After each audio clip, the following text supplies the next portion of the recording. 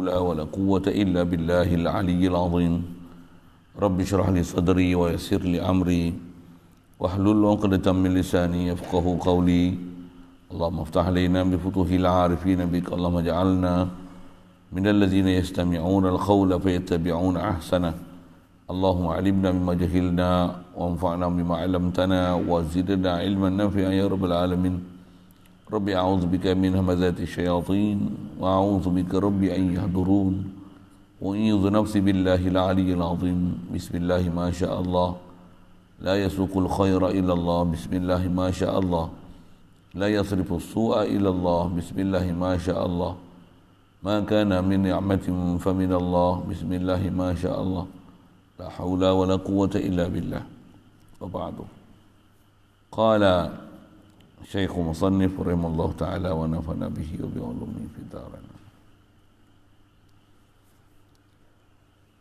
Kitab kita pakai terjemah Jawi Rumi ini kesurat 21. Kata Musannif rahimahullah taala wa yajuzu fi haqqihim alaihim assalatu wassalamu ma huwa min al-a'rad al-bashariyyah allati la tuaddi ila naqsin fi maratibihim al-'aliyyah kal maradi wa nahwi. Baca. Bismillahirrahmanirrahim. Wa yajuzu fi haqqihim alaihim assalatu wassalamu ma huwa min al-a'rad al-bashariyyah allati la tuaddi ila naqsin fi maratibihim al-'aliyyati kal maradi wa nahwihi. Syukur kita Allah Subhanahu wa taala limpah kurnia dia jua pemberian dia semata-mata masih mengadakan kita dan memberikan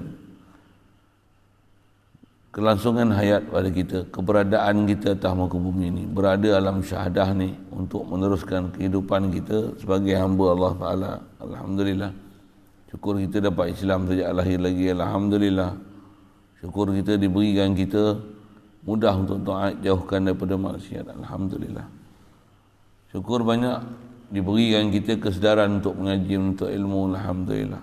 Syukur diberikan hati kita sentiasa sedar dan ingat kepada dia. Alhamdulillah. Syukur dijadikan kita aloba untuk mencari ilmu. Alhamdulillah. Syukur diberi pada kita kelapangan masa, kesihatan tubuh badan, afiat, boleh hadir subuh berjemaah. Alhamdulillah. Diberi pula kesempatan berada dalam majlis ilmu. Alhamdulillah. Alhamdulillah. Alhamdulillah. Semua nikmat-nikmat ni wajib kita kenal dan kenali. Semua nikmat ni tiada lain melainkan datang pada dia.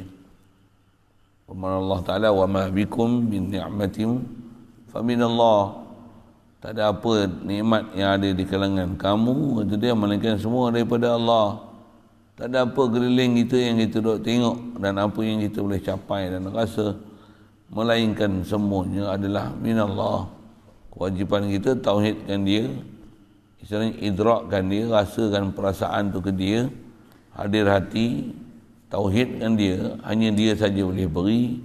La mu'tiya wa la mani' illallah. Tiada siapa boleh beri dan siapa boleh halang pemberian melainkan Allah. Dan nak sebut syukur ni apa? Sedar kan, datang tu daripada dia mutlak, semata-mata daripada Allah, tanpa ada siapa bersekutu, berkongsi dalam pemberian ni.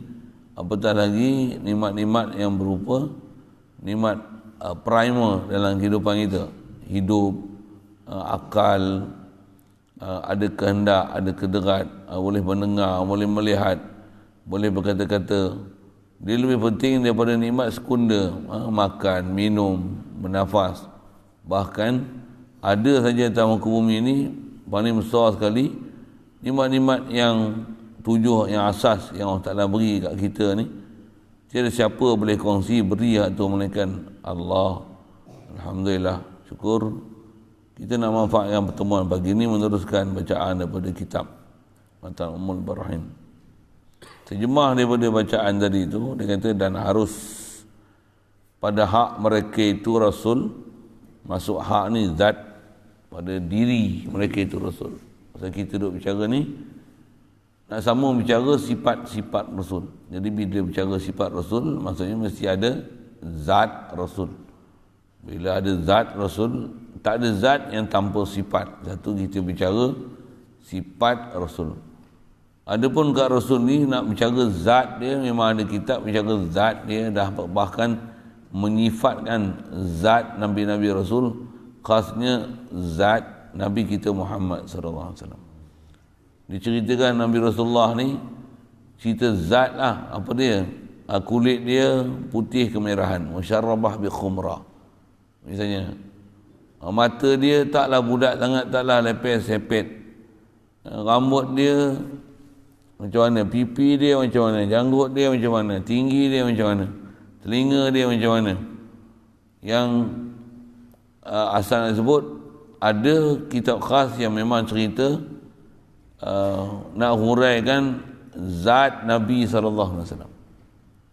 Cuma kita tak pernah tengok Rasulullah. Walaupun zat tu boleh diceritakan, kalau kata nak melukis lah macam mana rupa Rasulullah, kita takkan mampu nak lukis. Macam mana nak lukis sama orang? Pula tu kita nak pastikan yang nikah muka Rasulullah betul-betul. Orang yang boleh memastikan macam ni lah muka Rasulullah, tu je yang boleh buat gitu. Sahabat boleh lah. Inilah muka Rasulullah. Saya duduk ngaji dulu, ada guru sebut, misal tambah zaman-zaman kita lah ni, ada gambar-gambar tokoh-tokoh ulama Habib-Habib tu kan, ramai-ramai tu, tunjuk mana satu yang paling dekat dengan Rasulullah. Rasulullah pun ada pipi, dia pun ada mata, dia ada muka, ada janggut. Mana satu yang paling dekat dengan Rasulullah? Tak mampu kita. Pasal kita tak pernah tengok Rasulullah. Macam mana pun dia tak doa dan harapan disebut gak oleh tutup guru ulama kita, apa dia? Minta pada Allah Ta'ala, ya Allah, walaupun kami tak pernah tengok Rasulullah di dunia ni, jangan bagi kami tak tengok Rasulullah nanti di akhirat. Macam mana kita nak dapat ada kebolehan dan limpah kurnia Allah Ta'ala untuk melihat dia di akhirat? Macam itulah kena ada kehalubaan untuk melihat Nabi SAW di akhirat esok. Adapun nak boleh jumpa mimpi, jumpa Rasulullah, bukan senang nak jumpa mimpi. Kalau jumpa dalam keadaan jaga ni, nak pergi jumpa orang pun, kerana orang biasa pun susah. Nak pergi Mekah bukan senang, tambahlah ni contohlah kan. Pula tu walaupun bukan senang, tapi diusahakan boleh, dan kita boleh kenal mana satu Kaabah, mana Madinah, contoh itu. Tapi bila alam ghaib, mimpi, macam mana nak boleh mimpi? Macam mana pun ada ajaran-ajaran ulama-ulama kita mengajar macam mana, dan diatakan pengalaman mereka.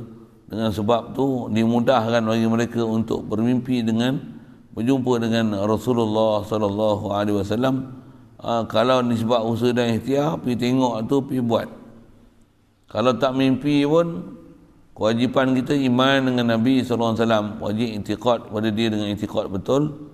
Khasnya kita duk belajar nak sambung ni, sifat harus Rasul. Rasul semestinya di atas dia buat kerja besar, dia mesti perfect. Mesti perfect dari segi sifat wajib. Kita lepas bicara dah yang mesti, yang ni wajib pada dia, dan nyahkan yang ni akan menggagalkan misi dan visi dia. Dalam bab sifat wajib mustahil. Jelas saya tak payah ulang tu katanya. Dan kena mantap ingat sungguh apa yang sepatutnya kena pada ada Nabi Rasul. Sidik, amanah, tabligh, fatanah tu dengan huraian masing-masing. Nisbah saya sebut baru je. Begitu juga nyahkan betul-betul, tolakkan betul-betul apa saja sifat yang tak munasabah langsung nisbah pada Nabi Rasul. Bahkan kalau adalah ada dusta, ada menyembunyikan maklumat, ada khianat pada Nabi Rasul, yang ni tak layak jadi Nabi dan Rasul kan. Jadi apa yang kita nak sambung ni, apa dia? Dia lah sifat harus bagi Rasul. CP senang je. Sifat harus Rasul apa? Iaitulah apa-apa sifat manusia. Pasal Rasul ni manusia. Kita syahadah apa? Wa asyhadu, aku saksi Muhammadan, anna Muhammadan Rasulullah. Muhammad bukan Allah, kan? Muhammad adalah Rasulullah, dia makhluk Allah. Ni kalau jasad Rasulullah adalah makhluk, roh Rasulullah pun makhluk. Roh kita bermakhluk, roh Rasulullah pun makhluk. Masih lagi makhluk. Takkan naiknya makhluk jadi martabat Tuhan, tak mungkin. Mustahil akliyah tu. Jadi bila kita mengaku anna Muhammadar Rasulullah, mestilah mengaku keadaan Rasuliyah dia, keadaan dia jadi Rasul satu. Bila Rasuliyah, tentulah dia ada Nabi. Dan faham Muhammad Rasulullah, dia bukan Allah, tentulah dia makhluk. Bila dia makhluk, mesti ada sifat makhluk. Dan dia pula manusia, keturunan daripada anak Adam, tentulah sifat manusia. Takkan dia bersifat dengan jasad, dia bersifat dengan sifat malaikat, ataupun jasad dia bersifat dengan sifat jin, bukan. Dan dia manusia, anak basyarun. Dah dia bashar ni, tentulah sifat dia sifat bashar, sifat manusia. Cuma walaupun sifat manusia, tu dia nak bagi panduan tu. Sifat manusia yang dia akan bersifat ni, sifat manusia yang tidak menyebabkan kekurangan pada segala martabat yang tinggi, pada martabat Nabi Rasul itu. Tak mengurang dan mencacatkan martabat tinggi mereka. Martabat tinggi macam mana? Istilah kita disebut, kalau ada ciri-ciri yang ni dari sudut, walaupun yang ni adalah sifat kemanusiaan, tapi kalau ada hak ni, dia menjatuhkan kewibawaan Rasul dari sudut kesempurnaan dia, menjatuhkan, bahasa kita lah ni rasa, menjatuhkan maruah dia. Kita tak pakai selipar, okey tak? Contohlah kan, Nabi tak pakai selipar macam pergi masuk pejabat, tak payah pakai selipar. Dia kata, gila orang ni, tak pakai selipar. Padahal tak pakai selipar bukan dosa. Masuk rumah lagi basuh lah, bukan salah. Jimat sikit belajar, tak kena pakai selipar. Tak makan kasut mahal-mahal tu. Sikit lah dengan bahasa-bahasa gitu. Tapi bila tak pakai selipar, apa? Dia boleh menjatuhkan martabat. Tak pakai baju, tak pakai seluar lagi aku. Tak tutup aurat, enggak masalah. Suka mengurat, itu buat dosa. Rasul takkan mengurat. Rasul takkan ada tiba-tiba syahwat pada orang perempuan. Tengok je sikit jadi, tengok aja orang perempuan licin dahi. Itu bahasanya lah kan. Macam mana? Terbeliak punya mata tengok. Terus syok, kalau yang ni buat bini bagus ni. Macam tu Rasulullah. Kalau kita Tok Imam kalau perangai itu, Pakcik Daulah lah. Pakcik Daulah lagi. Dah lah berumur. Tu pantang tengok, ya ni kalau buat bini bagus ni. Tok Imam kami pun tak begini. Ni memang gatal katanya. Kalau Tok Imam pun macam tu, takkan Nabi kita cakap gitu. Satu ada kita ada isu-isu itu, ada orang yang tak faham konteks yang sepatutnya, kena letakkan bagaimana kedudukan Nabi dan Rasul ni. Dia mudah-mudah je boleh bahasa gitu.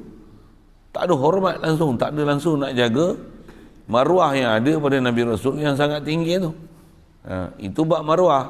Begitu juga kalau bukan bab maruah ni, kata dia sifat manusia ni yang tidak akan menyebabkan kekurangan ni dari sudut mana?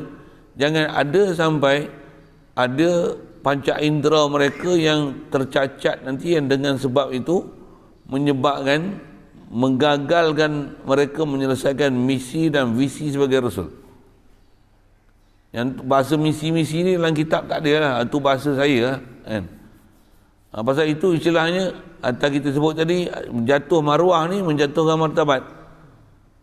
Ada kecacatan dari sudut panca indera ni, yang ni menyebabkan apa yang nak disampaikan tu jadi tercedera, kan?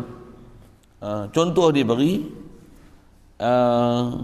yang ni adalah sifat yang ada boleh berlaku, kamarat seperti sakit. Rasul demam tak jatuh martabat. Tapi kalau demam tu sampai, kalau kata demam sakit tu sampai sakit mana? Sakit mata merah tak ada masalah. Tapi kalau buta, macam mana dia nak jumpa orang kalau dia buta? Kan? Satu, kalau ada cerita Nabi buta, masalah cerita tu. Cerita yang ada riwayat kata Nabi buta ni Nabi Yakub. Tak betul. Nabi Yaqub tak buta. Ibyaddat ainahu ni, dia bukan buta. Dia ada satu selaput putih di mata dia, menyebabkan ada gangguan penglihatan sahaja. Dia bukan buta. Tak? Bukan buta. Pasal buta, dia taklah jatuhkan maruah. Tapi buta menyebabkan tak sempurna untuk dia buat kerja dakwah. Ada orang pula terpaksa pimpin dia untuk bawa pergi jumpa orang. Yang ni menggagalkan misi dan visi Rasul. Tu buta. Lagi apa? Mestilah jangan ada pada Rasul ni satu perkara ataupun ciri dan sifat yang meliarkan orang daripada menghampiri dia. Kalau Cik Dolah datang ni, kita kata, ni bau apa ni? Ni macam orang tak mandi ya. Oh, Pak Cik Dolah lagi kena ni. Dah sebut Cik Dolah ni, dia selalu kena. Macam? Kalau macam saya, orang kata, Ustaz ni tak pakai baju colour ni je, ridak ni, aku tak seminggu tak bertukar. Macam? Dia bukan apa masalah tak bertukar. Tapi dia kalau tak bertukar tak ada masalah lagi. Tapi kalau bau busuk, kadang tak tukar baju pun tambah buat live. Dia kata duk pakai baju ni ya. Contohlah kan. Itu pun kadang jatuh maruah. Kan? Taklah menggagalkan misi dan visi, tapi kata tak ada baju lain ke? Nak cerita kalau Nabi dan Rasul ada hak tu macam mana? Satu, Nabi dan Rasul takkan bau busuk. Kalau takkan bau busuk, ada tak agak berkudir seluruh badan? Tapi diriwayatkan Nabi Ayub kata berkudir seluruh badan. Tak. Disebut oleh para ulama kita, memang dia sakit seluruh badan, tapi bukan kudir. Yang kudir pula kudir zahir, yang menyebabkan orang liar daripada untuk menghampiri dia. Dan istilahnya apa? Kembang tengkok. Itu bahasa kita lah. Kembang tengkok tak gamak nak bermuamalah dengan dia pasal jijik tengok kudir dia yang ada di seluruh badan. Bahkan kita sebut macam ni, ada orang jerawat batu ni penuh ni kat muka ni. Kita nak tengok orang yang kata tak gamak tengok. Tak gamak tengok muka dia. Siapa? Huduh rupanya. Nabi Rasul takkan ada yang rupa huduh. Semua Nabi Rasul handsome. Semua Nabi Rasul fizikal cantik. Semua orang akan tertawan dengan fizikal Nabi dengan Rasul. Semua Nabi Rasul, bukan Nabi Muhammad SAW seorang je. Tengok fizikal yang kata, kemas dia ni. Takkan ada benda-benda yang istilahnya orang tengok tu meliarkan dia daripada nak tengok dia. Satu saya kata tadi, kalau jerawat pun kita tak lalu nak tengok, tambah menenek muka dengan kudir, bukan kata muka, badan, kaki, kudir, kepala pun berkudir habis. Itu busuk pula. Takkan gitu. Kita tengok pendakwah pakai baju collar pun hitam aja kan. Bau pun bau kambing aja. Ganggu dakwah. Orang kata apa? Pendakwah macam ni, macam mana orang nak contohi dia? Kalau macam ni pun tak ada, takkan Nabi Rasul berkulat badan. Satu, kalau selalu yang dicerita, cerita yang istilahnya bersihkan cerita tu, memang dia sakit seluruh badan. Disebut oleh para ulama macam Nabi Ayub, dia memang sakit seluruh badan, tapi bukan kudir yang zahir yang meliarkan orang, tapi dia ada sakit seluruh badan di bawah kulit. Bawah kulit tu maksudnya tak nampak kudir dia tu, sakit dia tu, memang dia sakit. Pasal memang sabit kisah kata dia sakit. Baik, yang tu Nabi Yaqub, Nabi Ayub, nak sebut tentang cerita. Pasal cerita-cerita Nabi Rasul ni kalau kita perhati, kita mengaji tak betul, dapat maklumat pula, main ambil suka hati, nanti ada akidah kita tak betul dengan Nabi. Ni masalah ni. Ni lah. Cerita Nabi Musa. Apa dia? Pernah kata dia tersiut masa dia kecil-kecil, masa mula-mula Fir'aun nak test dia ni, entah yang ni apa jatuhkan kerajaan aku. Dia bawa satu bekas, ada bara api, ada buah kurma, ulur dekat Nabi Musa. Nabi Musa nak ambil buah kurma, tapi ditepis pergi ambil bara api. Kalau ambil buah kurma macam mana? Maksudnya budak ni cerdik. Ambil bara api, tersiut lidah, bunyinya cerita tu. Cerita tu sahih tak tahu atau hal. Memang tak cerita riwayat, tapi ada cerita tu diriwayatkan. Masalah dia bukan cerita ambil buah kurma api tu. Tersiut lidah. Bila tersiut lidah, apa jadi? Dia cakap telur. Situ masalah. Bila telur macam mana? Dia akan menyebabkan liar orang daripada nak mendengar percakapan dia. Terus orang cakap pasih pun ada orang tak mau dengar. Tambah kalau telur. Kalau saya telur, saya tak kerti nak niru. Telur cakap berbelit-belit. Yang tu pun orang pening. Apa ni? Cakap belit-belit. Sat Tuhan atas langit, sat Tuhan turun pada langit. Sat turun di aras, kat langit ke aras, ke turun, dah turun tak ada naik pula. Berbelit-belit cakap. Contohlah kan. Memang berbelit. Wah, habis berbelit. Sikitlah kesebab itu kan. Nabi Rasul takkan cakap berbelit-belit. Itu cakap pasih. Cuma berbelit-belit. Yang tu pun tak ada. Apatah lagi dia cakap telur ataupun sengor. Sengor lah nak bagi contoh. Cakap sengor macam mana? Penceramah ni cakap sedap tapi sengor. Macam mana? Agak-agak mula 100 orang, lepas tu seorang keluar. Agak-agak start sejam lalu tak dengar orang cakap sengor.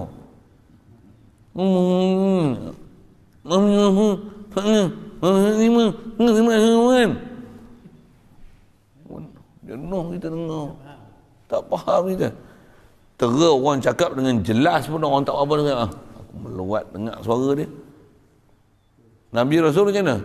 Suara dia mesti sangat lunak, tapi tak semualah macam suara Nabi Daud.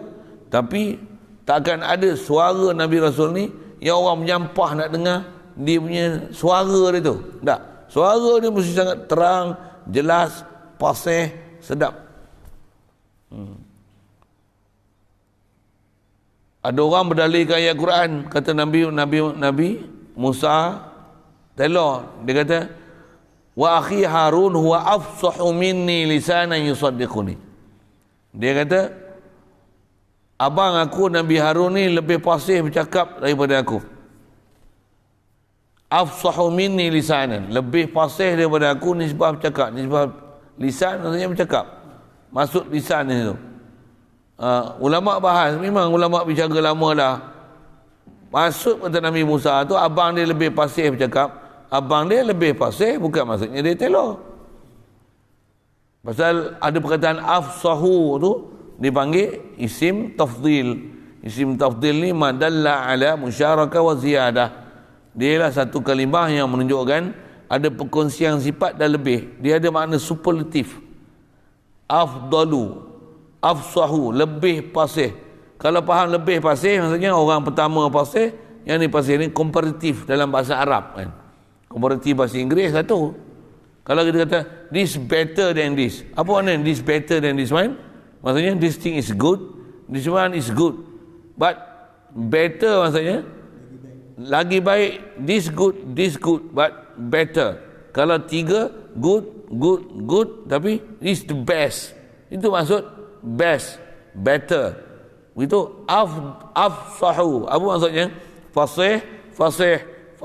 Tapi yang ni afsah, lebih fasih. Itu maksud tu. Jadi maksudnya abang dia lebih fasih, Nabi Musa fasih. Ada orang salah faham, dia kata Nabi Musa dengan Nabi Harun lebih fasih, Nabi Musa telur. Tak betul. Yang tu yang salah faham tu. Salah ambil faham di dalam Quran afsahu isim tafdil tu. Isim tafdil. Itu kisah Nabi Musa. Taklah bila telur tu cakap berbelit tu dosa. Tak, dia bukan dosa, tapi dia meliarkan orang ramai. Apatah lagi Nabi bohong, dusta. Oh, tu lagi memang tak mungkin langsung. Nabi ni kaki maksiat. Lepas tu ada tak maksiat zahir, batin, ada hasad dengki. Ui, mana dia. Nabi Rasul ni orang yang sangat kasih pada umat. Tak ada benda dia fikir untuk dia punya manfaat. Bahkan apa yang dia buat semuanya untuk manfaat kepada umat. Dia sanggup bersusah payah, risau, doa, minta supaya Allah Ta'ala selamatkan umat dia. Dia ni dengan diri dia pun makan minum pun dia tak kisah. Pasal apa? Pasal nak selamatkan orang. Yang tu adalah misi dia paling besar sekali dalam kehidupan. Dia lebih mementingkan orang lain daripada diri dia. Sampai tahap tu kan. Okey. Jadi sekali lalu sebut tu, kisah-kisah yang tak betul lah. Ada kisah buta, kisah sakit berkudir, lepas tu mulut telor atau seumpamanya. Yang tu sakit-sakit yang tak mungkin ada pada Nabi Rasul. Contoh selalu sebut dalam kitab, penyakit kusta, penyakit sopak. Mengapa sopak dengan kusta? Apa? Sopak kusta antara penyakit yang meliarkan orang. Orang jauh, orang tak nak dekat. Tengok pun kadang ada orang kemang tegak saja. Tu saya kata kalau muka penuh jerawat macam mana? Saya sebut ni pun kadang kemang belum tegak lah. Orang jauh lari, orang tak mau. Ha? Orang jauh daripada kita. Orang tak mau dekat. Tambah bau busuk macam mana? Aku tak boleh duduk dekat dia. Kadang elan apa? Elan ubat gigi pun. Kata Malaysia orang sembang, nafas dia berbau lah. Kan ada dulu elan dalam TV tu, zaman saya kecil-kecil tu. So kurang sopan, nafas dia berbau. Saya kira dia elan lah. Gunakanlah Colgate. Nafas anda tak berbau. Nafas berbau pun memang masalah. Tambah badan berbau. Betul? Ketiak berbau. Yang ni tambah lalu sebelah ni macam bau kambing ada ni. Tambah baju berbau, tambah berkudir. Tengok pun orang dah kemang tengkok dah. Boleh macam tu kan? Tu saya kata jangan kata berkudir. Jerawat kita tengok penuh muka pun, aku tak boleh tengok muka dia. Kemang tengkok. Geli kelemahan. Hingus meleleh je pun. Bukan dosa, hingus yang meleleh. Macam mana? Misai ni panjang tutup mulut ni. Macam mana? Kita tengok aku geli tengok misai dia. Kalau diminum tu penapis teh misai dia. Kan geli. Kita tengok gigi berulat pun macam gigi ni. Buruk kan, hitam masalah kita. Aku tengok gigi dia, tak selesa betul tengok gigi dia ni. Takkan dia tak gosok gigi. Tengok gigi dia kuning. Tengok gigi kuning pun orang tak boleh tengok lah. Takkanlah Nabi Rasul berulat. Okay. Walaupun tengok satu sudut kita dengar Nabi Ayub ni berkudir badan dia sampai dia jatuh, dia sujud, lepas tu ulat pun jatuh, dia bangun, lepas tu macam mana? Dia ambil ulat tu dibubuh di atas kepala dia. Ini cerita-cerita tengok satu sudut macam bagus. Tak mana bagus. Dia sabar dengan kesakitan yang ditemui tapi ada masalah. Tak mana? Dan tu dia meliarkan orang. Dia meliarkan orang. Jadi itu istilahnya sifat-sifat kemanusiaan tapi dia naqsin fi maratibihim. Dia bawa pada naqas, kecacatan pada martabat mereka. Sama ada kecacatan dari sudut marwah ataupun kecacatan dari sudut yang ni menyebabkan meliarkan orang daripada menghampiri mereka, yang menyebabkan gagal misi mereka sebagai Rasul. Dia tak boleh nak dakwah. Pasal apa? Awal-awal lagi orang dah tolak dia dengan sebab perkara ni istilahnya aib pada pendakwah. Pendakwah saja pun dah aib, apatah lagi Nabi, apatah lagi Rasul, apatah lagi ulul azmi. Satu Allah Ta'ala jadikan Nabi-Nabi Rasul macam mana? Semua ada kelebihan. Fizikal memang cantik. Satu kalau lawa, masyhur sangat Nabi Yusuf sampai orang terpotong jari. Nabi Daud suara sedap macam mana? Burung terbang boleh terhenti. Macam tu dia punya tu. Nabi Musa punya kuat, bulu roma dia tembus baju. Bulu roma dia ni kalau pakai baju ni tembus ni macam duri. Yang duri landak tak tembus. Ni pacak ni. Meremang pula sejuk tu tembus baju. Seorang dia boleh angkat tudung telaga yang 40 orang nak usung, dia boleh angkat seorang dia. Tu gagah dia. Yang tak cerita Nabi Rasul ni cerita semua kalau ikut sifat dia semua gagah-gagah perkasa orang tengok. Anak Nabi Shu'aib waktu Nabi Musa bagi minum kambing-kambing dia dengan buka tudung telaga tu, dengan sifat dia yang terpuji apa dia, tak pandang langsung anak Nabi Shu'aib ni. Bila dia balik bagi tahu ke ayah dia, selalu balik lambat. Seorang perempuan jadi kepala kambing, selalu terkemudian lah, orang lain semua orang lelaki. Ni anak Nabi Shu'aib perempuan jaga kambing. Selalu balik lambat ni balik awal. Balik awal mereka ni. Mana tak balik awal ya? Kata dia tadi ada orang tolong bukakan telaga. Baik orangnya. Kalau ayah nak upah orang kerja macam ni. Kata dia, inna khairan man istajartal qawiyul amin. Orang ni kuat, badan gagah ya. Siapa? Orang ambil 40 orang, dia angkat seorang dia. Kuat tubuhnya, qawi, amin. Orangnya memang amanah ya. Dia tak pandang pun saya. Kita boleh perasan tambah orang perempuan. Dia perasan orang jantan pandang dia. Dia tengok Nabi Musa ni, anak Nabi Shu'aib ni, tengok macam mana? Tak pandang dia langsung. Tak pandang dia langsung. Tu yang bila dicadang ke ayah dia kata, panggil orang tu. Malik mai rumah. Nabi Shu'aib, Nabi Musa masa tu tak Nabi lagi lah. Tak dapat wahyu lagi. Ajak mai rumah. Lalu pandang basi. Siapa nak duduk depan? Orang lelaki ke perempuan? Asalnya memang anak Nabi Shu'aib duduk depan. Engkau pergi jalan, aku ikut. Bila dah orang perempuan duduk depan, apa masalah? Angin tiup, terselak. Nabi Musa kata, macam ni ya, engkau duduk belakang aku, aku duduk depan. Engkau bagi tahu aku kanan kiri. Nak kata apa? Dia qawi, amin. Orang yang amanah sungguh. Jaga sungguh penglihatan, pendengaran apa. Ni siapa? Nabi Rasul. Takkan Nabi Rasul mata keranjang.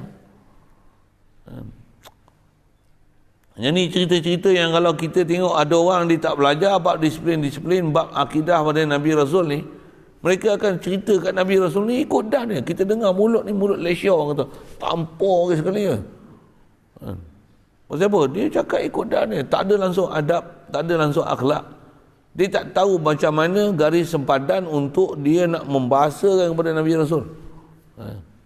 Satu malam saya sebut, tutup guru kita duk ngajar, walaupun ada hadis kata Rasulullah buang air kecil tu, dia sebut Rasulullah ada ketika sekali dia pernah buang air kecil tak berdiri. Yang tu pun dia tak sebut.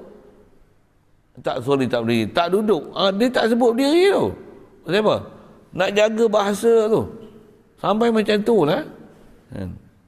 Itu kat Nabi, itu jugalah dalam bab ketuhanan. Apatah lagi jaga sangat, jangan ada bahasa-bahasa yang istilahnya buruk adab dengan Allah Ta'ala. Apatah lagi menisbahkan perkara tak sepatutnya pada dia. Yang sepatutnya sifat-sifat dan ciri-ciri yang tak selayaknya ditanzihkan pada dia tu, hendaklah ditanzihkan dan tak dinisbah pada dia sama sekali.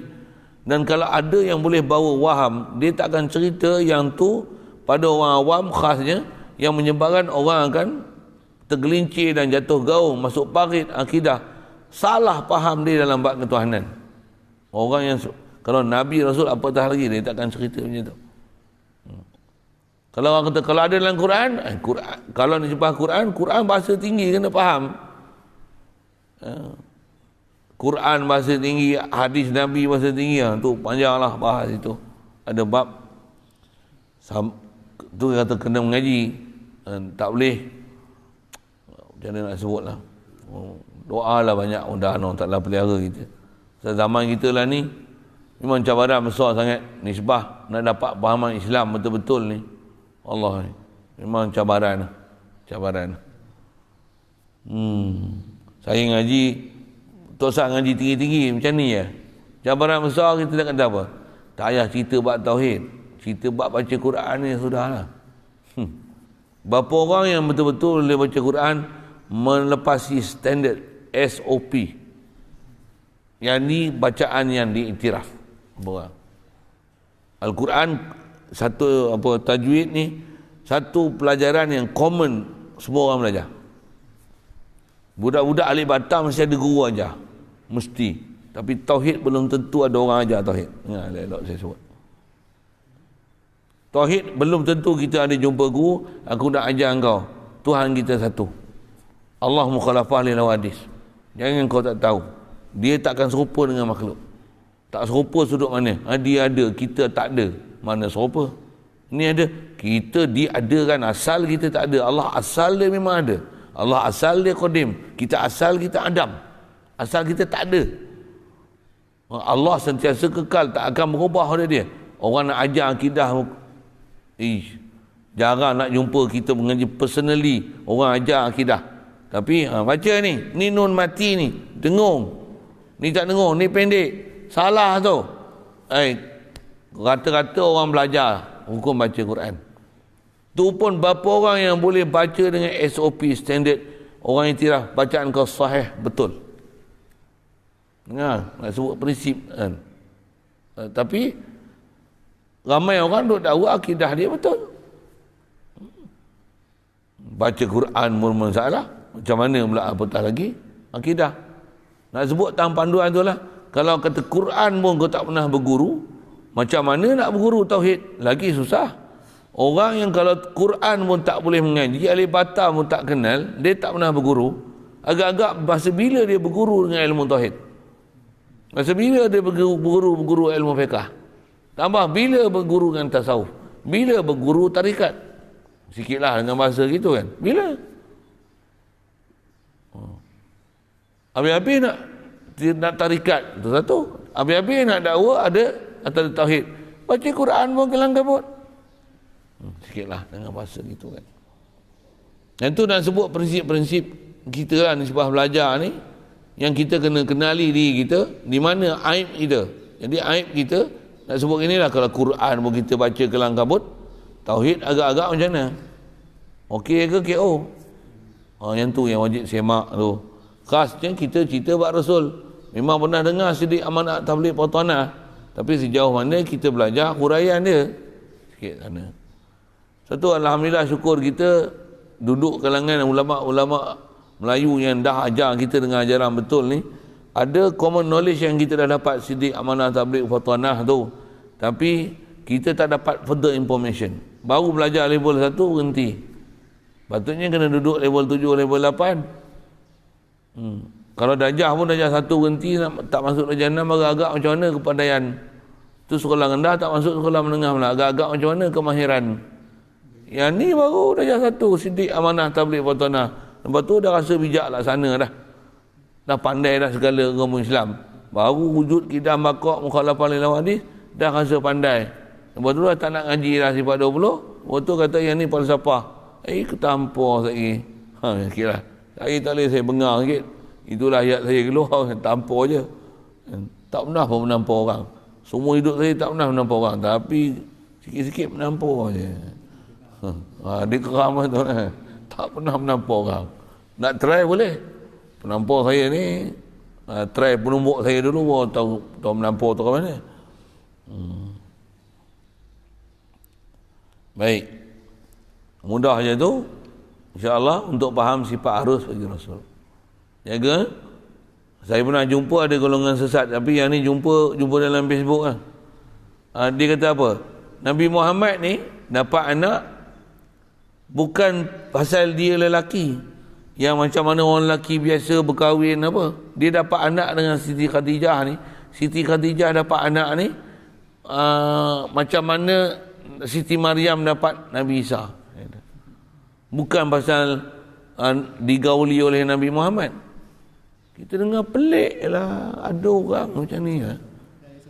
Tujuan dia pasal apa? Pasal kata dia sifat orang lelaki menggauli wanita ni, pada dia satu perkara yang menjijikkan. Nabi takkan macam ni. Ada pula yang faham macam tu. Kalau Nabi bukan macam tu, macam mana? Tu yang bila bersoal macam mana dapat anak.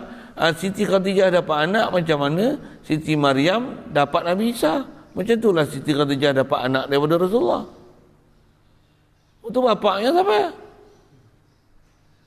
Nabi Isa memang tak ada bapak. Itu anak Siti Sayyidah Fatimah bapaknya Rasulullah.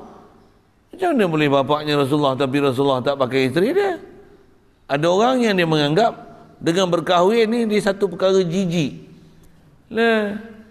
Yang salah tu zina. Bersama suami isteri bukan benda jijik. Benda tu memang sifat manusia yang memang sifat kemanusiaan lah. Kita belajar hadis pun ada lah. Rasulullah ada ketika dia sembahyang subuh, bila dah azan nak sembahyang subuh, nak jadi imam, dia keluar tu Rasulullah boleh tengok, para sahabat boleh nampak air masih menitik jatuh daripada rambut Nabi sallallahu alaihi wasallam. Pasal apa? kesan dia mandi hadas. Maksudnya apa? Bersama suami isteri lah. Jadi bukan benda tu benda jijik. Yang salah ni buat benda haram. Ada orang yang sampai dia nak takdis, nak menyucikan Nabi ni sampai tak pakai perempuan langsung. Ada pula. Bukan tak baca buku, tak mengaji. Buku baca ni satu hal, tapi kot dia ada salah baca tu kot. Salah baca. Ataupun baca India punya, cara baca punya orang. Macam tu kan kot. Bahasa itu senang. Baik. Situ dulu. Ada soalan? Boleh? Harus Rasul ni.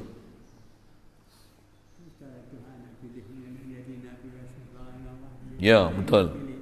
Ya. Nak sampel dia. Cik Dola boleh cerita. Allah Ta'ala takkan pilih orang lolak untuk jadi Nabi Rasul. Kita pun takkan pilih utusan kita jadi orang lolak. Kalau saya jadi mudir, takkan saya nak jadi ketua, nak lantik ketua pelajar, hak pelajar lolak. Ketua pelajar. Satu Quran sebut macam mana? Allahu a'lamu haitsu yaj'alu risalatah.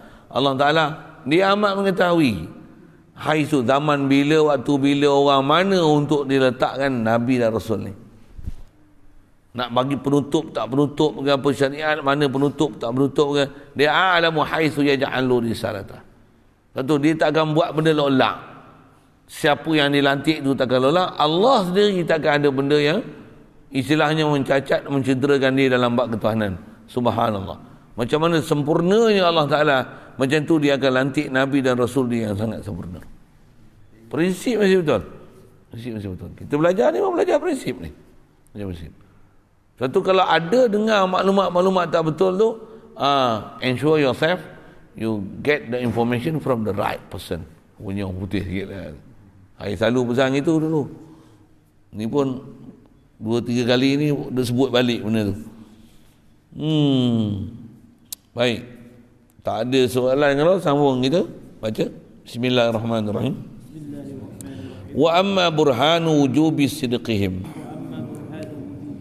alaihimus salatu wassalamu fali'annahum law lam yasduqu lalazimal kadhibu fi khabarihi ta'ala litasdiqihi ta'ala lahum bil mu'jizatin nazilati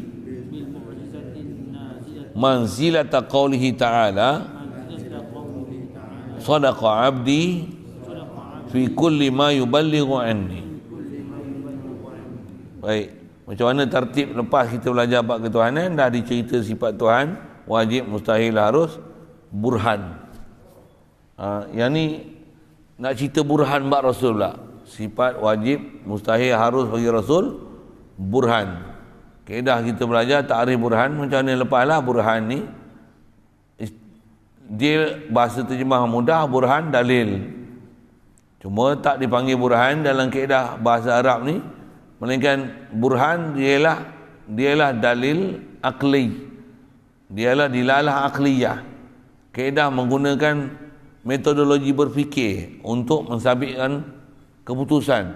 Lepas tu tak dipanggil burhan, mesti dia melalui sistem menyusun sekurang-kurangnya 2 rangkai kata ayat dengan kaifiat dan cara tertentu. Ada besar ilmu dia nak belajar itu, untuk menghasilkan natijah yang jitu. Yang ni panggil burhan. Burhan. Pasal contoh saya ngaji dulu pun saya diberi contoh macam ni, saya pun nak bagi contoh ini. Cuma contoh bab ketuhanan ni kadang kita jangan dengar. Contoh bab fiqh mudahan. Arak memabukkan tak? Betul tak? Arak memabukkan.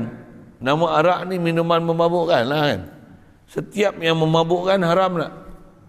Arak memabukkan. Setiap yang memabukkan haram. Arak haram. Guna start mabuk tak? Mabuk. Guna start memabukkan. Setiap yang memabukkan haram, maka guna start haram. Siap. Mabuk ni hilang akal dia. Mabuk adalah menghilangkan akal. Mabuk adalah haram, menghilangkan akal adalah haram. Haram menghilangkan akal. Menghilangkan akal dengan sengaja adalah haram. Walaupun tak mabuk. Betul lah. Walaupun tak mabuk. Dadah ambil dadah bukan mabuk. Tapi hilang akal. Isap gam, hilang akal. Contoh. Saya ngaji tu guru sebut. Yang ni bukan isap dam. Isap dam.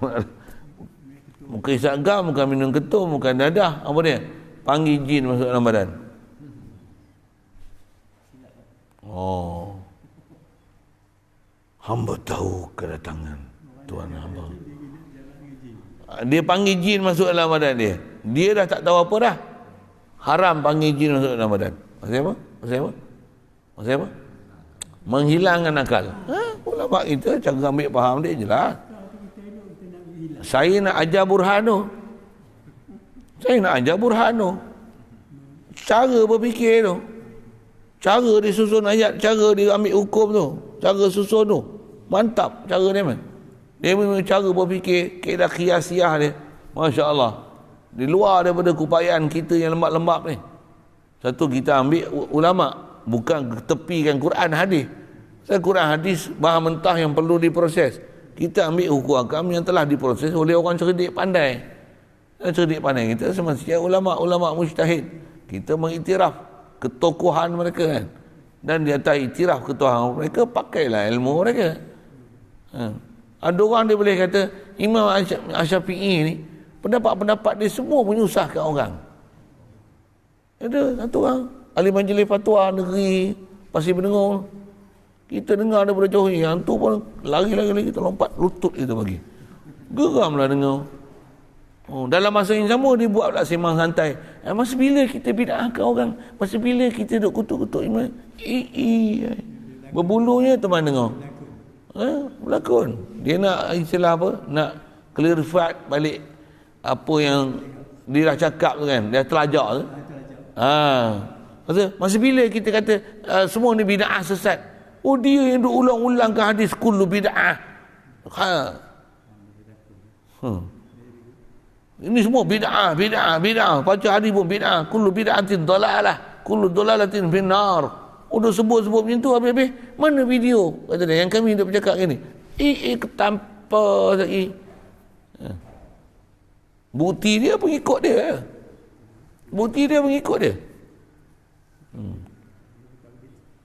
Cakap tabligh. Tak boleh. Geram macam tu. Geram. Jagalah, hati-hatilah itu. Jadi asal saya nak sebut burhan.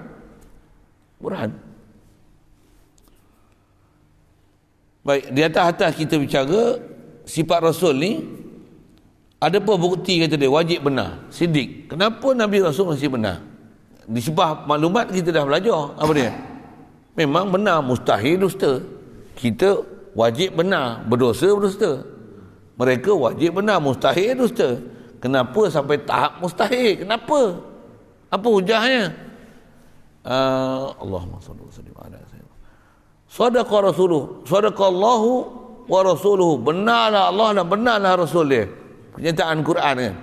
Cuma nak dilalah Quran, dilalah nak ambil bahasa Arab ni, bukan semua orang senang. Didatangkan dengan kaedah burhan. Itu yang didatangkan kaedah akli. Saya dah cerita awal-awal kitab lagi, kata kitab yang kita baca ni, ulama ni dia bukan mengenepikan dalil Quran hadis kan.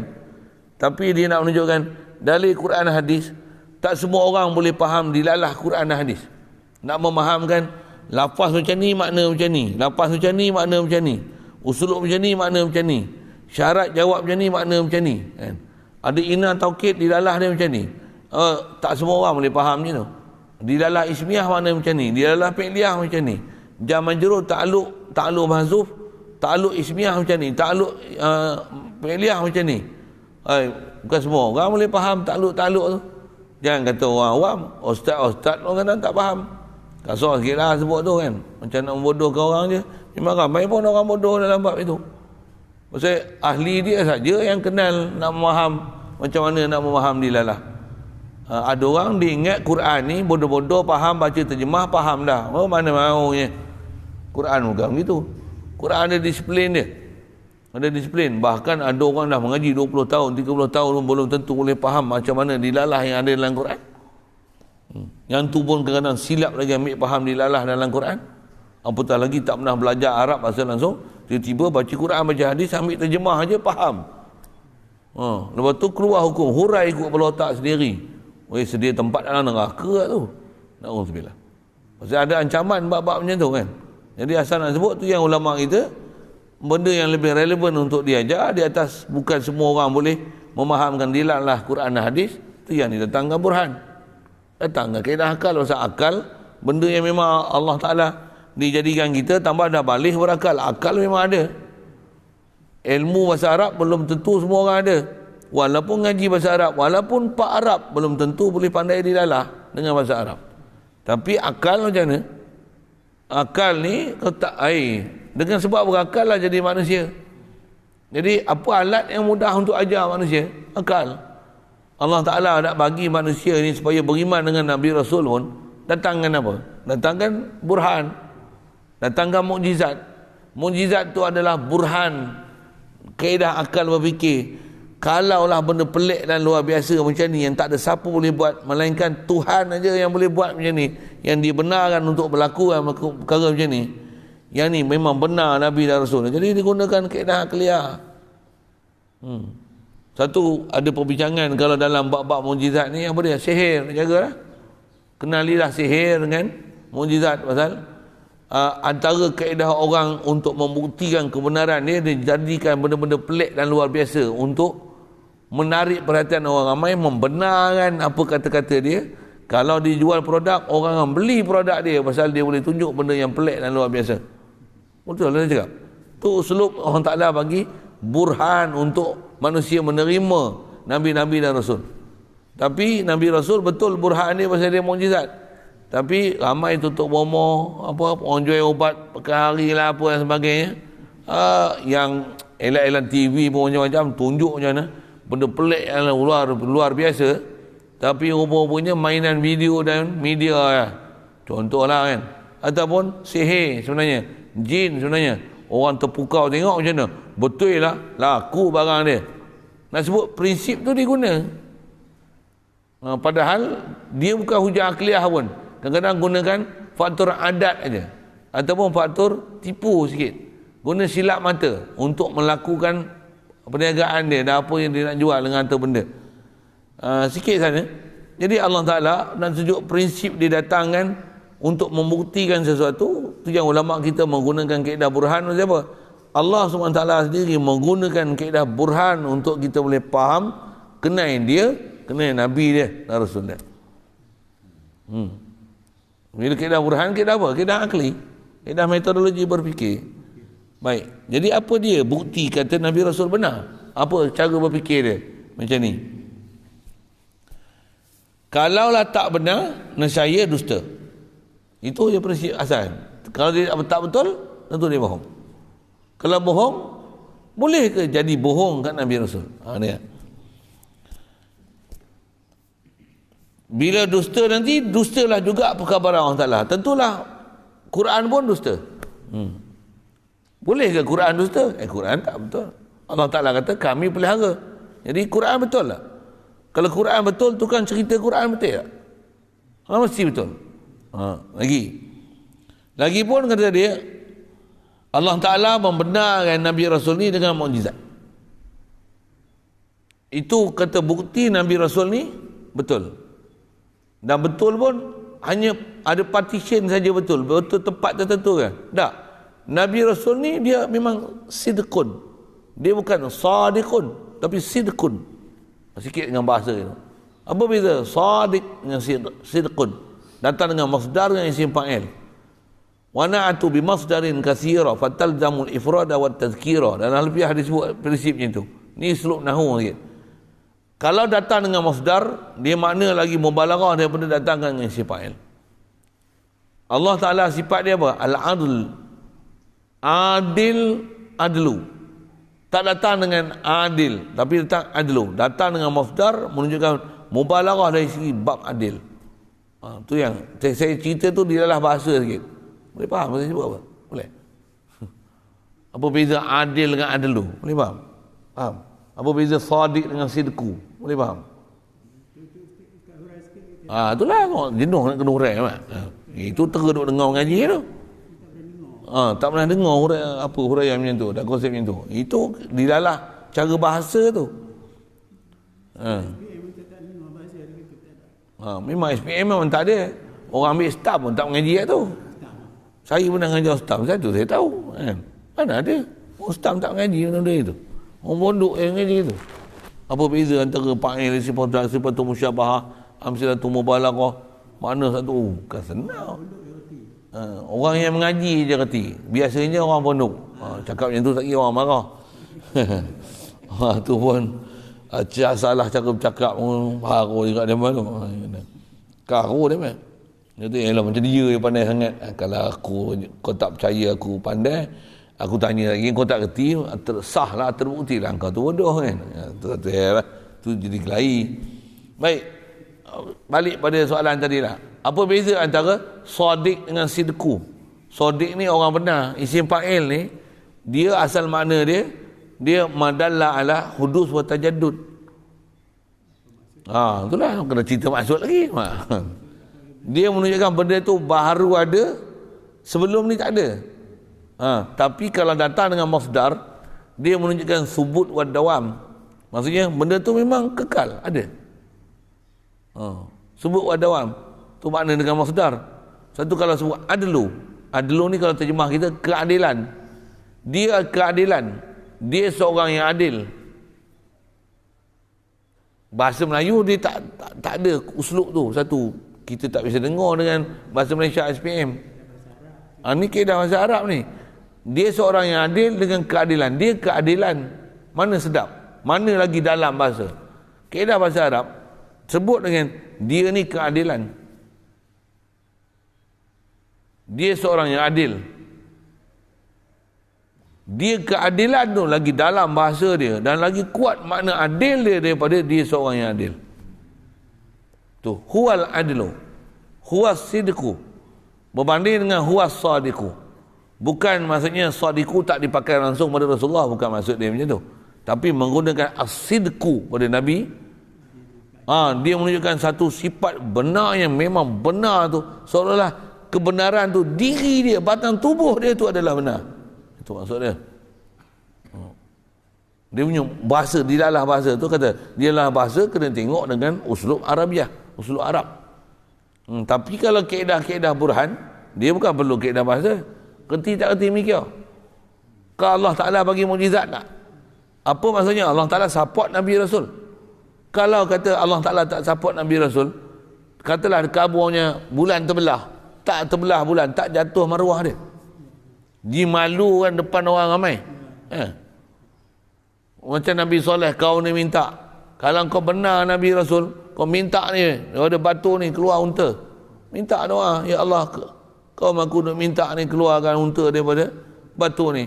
Belah, keluar unta betul. Besar pula tu. Pula tu dia bagi ancaman, dah kau orang yang minta unta ni keluar, kau kena jagalah unta ni elok-elok, jangan cedera dan buat apa-apa yang menyakiti unta ni. Naqatallahi wa suqiyaha, jaga unta ni dan jaga minum dia. Dan rahmat Allah Ta'ala bagi unta ni diminum, apa dia? Air telaga kampung tu kalau diminum habis surut, orang kampung tak boleh minum. Unta buat apa? Minum susu dia. Unta betina. Tapi punya jahatnya orang-orang kafir ni, kalau dah terbukti benar, apa dia? Punya degil akliyah dah bagi, macam mana? Dia sebelah unta tu. Fakazzabuhu fa'aqaruha. Dia dustakan Nabi, dah bawa mukjizat tu. Dia bangkang lagi, sembelihlah unta. Datang ancaman Allah Ta'ala, fatamatta'u fi salasati ayyam, tunggu 3 hari. Hari pertama tukar. Siapa yang bunuh unta dan terlibat dengan konspirasi itu, hari pertama bertukar muka jadi kuning. Hari kedua bertukar jadi merah. Hari ketiga jadi hitam. Hari keempat datang pekikan malaikat tak silapnya. Apa hancur habis. Tu cerita-cerita bukan dah lama takut silap tengok. Takut silap cerita. Tapi silapnya kaum Nabi Soleh dihancurkan dengan pekikan malaikat. Wa minhum man akhadhathu sayha, ada yang kena perkikan malaikat. Ada yang kena ada kena taufan, ada kena telan bumi. Macam-macam cara orang Taala hancurkan umat dulu. Cuma umat Muhammad SAW orang Taala tak buat gitu. Tak buat gitu. Sampai engkau je gedebum mampu Ada. Wahabi pun hidup nama banyak. Zionis pun macam mana? Dijajah sikit sampai Palestin tu macam negeri bapak dia. Pergi bahasa bapak dia sana. Sikit sana. Baik, atas kita bicara didalah ataupun kaedah burhan yang didatangkan, kaedah berfikir, Allah Ta'ala bagi Nabi Rasul mukjizat. Mukjizat tu seolah-olah Allah kata ni benar ni. Dia kata dia terima wahyu sampai daripada aku buktikan bahawasanya memang dia benar, aku support dia. Kau minta apa ya, semua aku perkenankan. Benda tu pelik luar biasa, tak ada siapa boleh buat macam ni, melainkan semua dengan kehendak dan keizinan aku restui dia. Mukjizat ni seolah-olah Allah Ta'ala kata dengan firman dia, benar hamba aku apa yang aku sampaikan. Itu maksud dia kata seolah-olah mukjizat tu dia supporter, dia support apa yang disebut oleh Nabi Rasul benarnya. Bahkan khasnya pada Nabi kita Muhammad sallallahu alaihi wasallam datang dengan Quran tu sendiri seolah-olah lah bagi tahu dah, ni benar memang aku adalah kalamullah.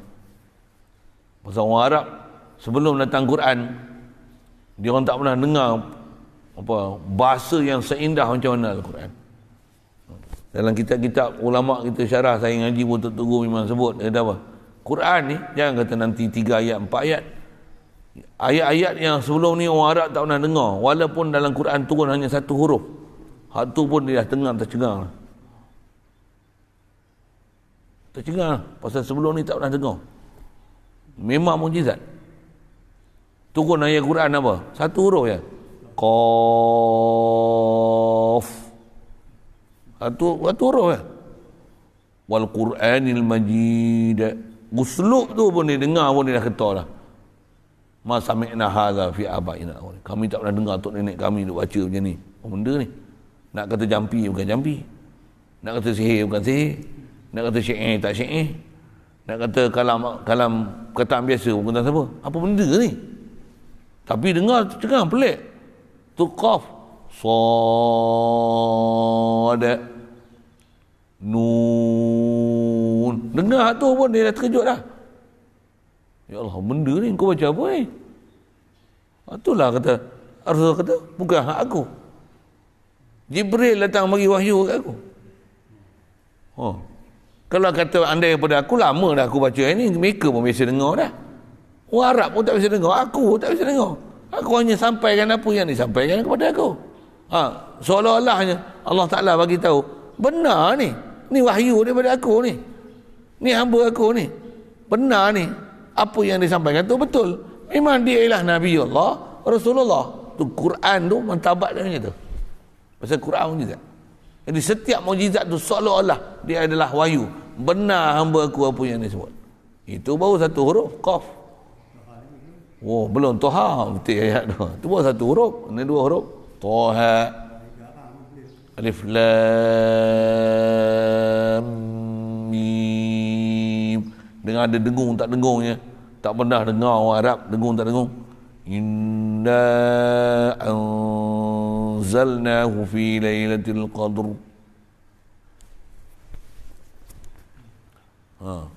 Kita tak ada, kita orang Melayu tak ada macam tu. Kita tak tahu apa nilai Quran tu. Baca sedap macam mana, lopo bodoh gitu. Itu yang kena mengaji tu. Tapi kalau nisbah Rasulullah dia turun tu, Quran tu macam mana, cukup dah menerujakan mereka walaupun hanya 1 huruf. Itulah kaedah tu. Jadi kita nak ambil kaedah burhan dia tahu mana? Mukjizat adalah burhan dia tahu Nabi Rasul benar. Siap. Sudah. Satu, benar ni apa dia? Memang zat mereka benar dan percakapan mereka benar dan takkan ada apa-apa pun nak membohong. Inilah. Sekali lalu macam tu. Alhamdulillah Allah Ta'ala jadi kita orang Melayu ni satu sifat yang besar ada kat kita. Dah terdidik dengan apa asal ulama dulu apa? Kita ni tak pernah bila selagi dengan Nabi Muhammad bercakap macam mana? Allahumma salli wa sallim ala sayyidina Muhammad. Selawat suku Lepas tu buat apa? Kita tak pernah dusta dan bohong dengan dia. Bahkan satu sifat yang ada pada orang Melayu yang sangat bagus apa dia? Kita ada kepercayaan dengan para ulama dan tutup guru. Satu kita pakai semua Imam Syafi'i, Hanafi, Maliki, Hambali. Cuma zaman belakang ni habis-habis dah dikutuk habis semua ulama-ulama ni. Ulama mazhab pun dah dikutuk dan dipelekehkan, bawa susah lah.